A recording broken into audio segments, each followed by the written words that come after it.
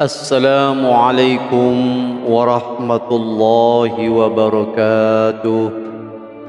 Alhamdulillah, assalatu wassalamu ala rasulillah, wala hawla wala quwwata illa billah. Pada setiap di penghujung bulan Ramadan, petang harinya sudah mulai sesama saudara, kaum muslimin, kaum muslimat saling berkirim ucapan selamat Idul Fitri 1 Syawal tahun sekian. Idul Fitri dari dua akar kata, yaitu Aid dan Fitr. Aid yang artinya kembali dan Fitr artinya berbuka. Hal ini tentu berbeda dengan fitrah.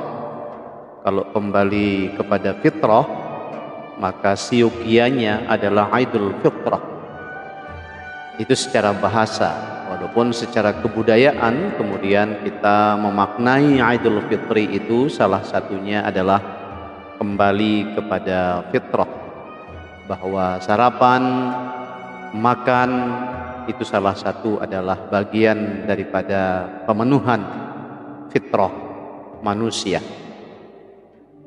Dalam surah Ar-Rum ayat 30 secara tegas Allah menciptakan manusia sesuai dengan fitrahnya. Fitratullah allati fataran nasa 'alaiha. Fitrah Allah yang telah menciptakan manusia menurut fitrahnya. Secara bahasa, fitrah itu sendiri dari asal kata fatara, yang artinya khalaqa, yaitu menciptakan atau membentuk sesuatu tapi dari awal.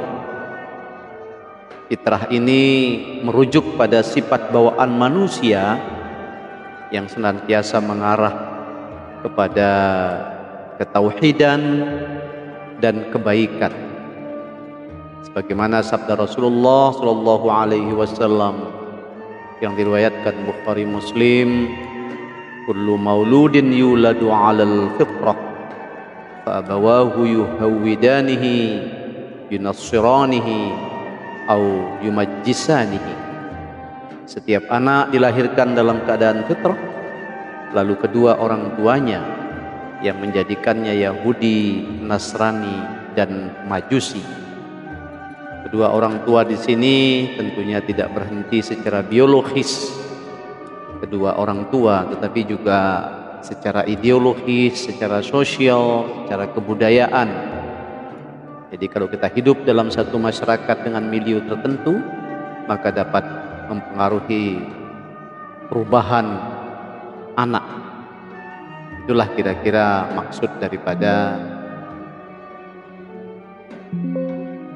kullu mauludin yuladu 'alal fitrah. Kemudian fitrah itu sendiri adalah mencakup beberapa aspek penting, 4 diantaranya. Yang pertama, yang paling utama sekali adalah fitrah ketauhidan. Dalam hal ini fitrah ketuhanan, bahwa setiap manusia secara naluriah mencari kebenaran dan keberadaan Tuhan, terutama ketika seseorang menghadapi kesulitan, maka secara nature, secara alami, maka dia akan kembali kepada Allah. Yang kedua adalah fitrah moral. Islam sendiri mengajarkan kepada manusia bahwa kecenderungan untuk melaksanakan yang benar dan menghindari yang salah.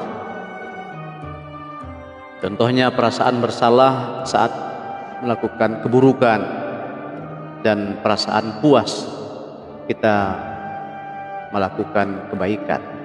Ini adalah standar etik atau moral.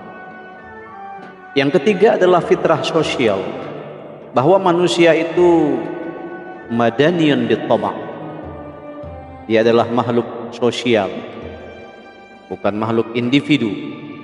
Dia senantiasa berkomunitas, berinteraksi antara satu dengan yang lain, bergotong royong, dan ini bagian daripada fitrah manusia yang tidak bisa dihindari.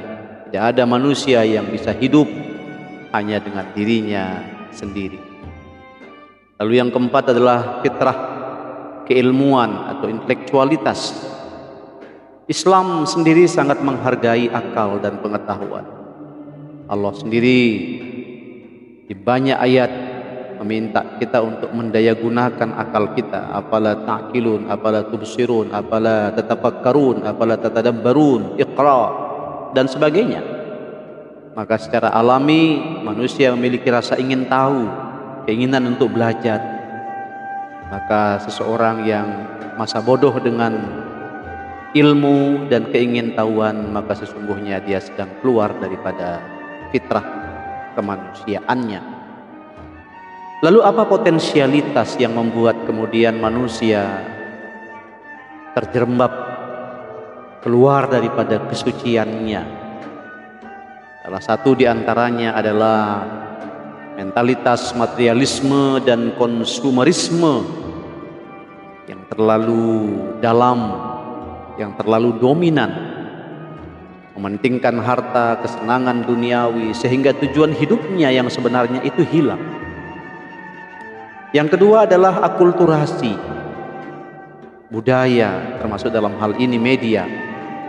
Harus deras informasi yang begitu cepat, kemudian asimilasi, akulturasi, gempuran budaya yang bukan menjadi identitas kita sebagai umat Islam terutama. Maka ini dapat menggerus fitrah kemanusiaan kita apabila kita tidak manage, tidak mengelola dengan sebaik-baiknya. Yang ketiga adalah pergaulan. Lingkungan dan pergaulan memiliki peran yang sangat besar membentuk karakter seseorang. Sebagaimana hadis tadi, apakah sifat-sifat keyahudian, kenasronian atau kemajusian akan menempel di dalam diri seseorang, itu tergantung kepada bagaimana dia berinteraksi dan kepada siapa dia berteman, bergaul. Pada kesempatan yang lain kita jelaskan apa itu karakteristik Majusi, Nasrani, Yahudi dan sebagainya. Yang keempat adalah karena godaan hawa nafsu. Hal ini apabila tidak dikendalikan, ditempatkan dengan tempat yang sebaik-baiknya sesuai dengan kefitrahan nafsu itu sendiri, maka akan jatuh kepada nafsu lawamah, nafsu yang jahat. Lalu apa ikhtiar kita untuk merawat kefitrahan ini? Wabil khusus dari sejak selesainya kita melaksanakan ibadah Ramadan, lalu momentum Syawal, agar terus terjaga sampai mudah-mudahan terjaga sampai kita dipanggil oleh Yang Kuasa dalam keadaan husnul khawatimah. Yang pertama adalah menjaga keimanan, ketauhidan, menguatkan hubungan hablum minallah dengan zikir, membaca Al-Quran dan sebagainya. Yang kedua, menjalankan akhlak mulia, berikhtiar menjaga akhlak, berkata jujur, menepati janji, menghindari perbuatan buruk dan sebagainya. Yang ketiga, tentunya menjalin hubungan sosial yang baik dengan sesama kita. Yang keempat, mencari ilmu, senantiasa gandrung dengan ilmu dan kebenaran. Yang kelima, tazkiyatun nafsi atau menjaga kesucian hati kita. Tazkiyatul qulub, menjaga hati kita dari segala macam bentuk perasaan-perasaan yang akan menggores, melukai kefitrahan kita itu sendiri, yaitu dari perbuatan-perbuatan, pikiran-pikiran dan perasaan-perasaan yang cenderung kepada nafsu dan godaan dunia. Mudah-mudahan pada momentum Idul Fitri, momentum Syawal ini, kita dapat berikhtiar semaksimal mungkin untuk merawat anugerah ciptaan Tuhan berupa kefitrahan yang melekat dalam diri kita, fitratullah allati fataran nas alaih. Akhirnya izinkan Al-Faqir Ma'sum Ahmad menyimpulkan santun pesan pantun kita pada kesempatan ini. Sudikah engkau tunjukkan arah solat asar Kelantan di Malaysia? Tahukah engkau hakikat fitrah, potensi dasar penciptaan manusia? Wallahu a'lam bishawab. Wassalamualaikum warahmatullahi wabarakatuh.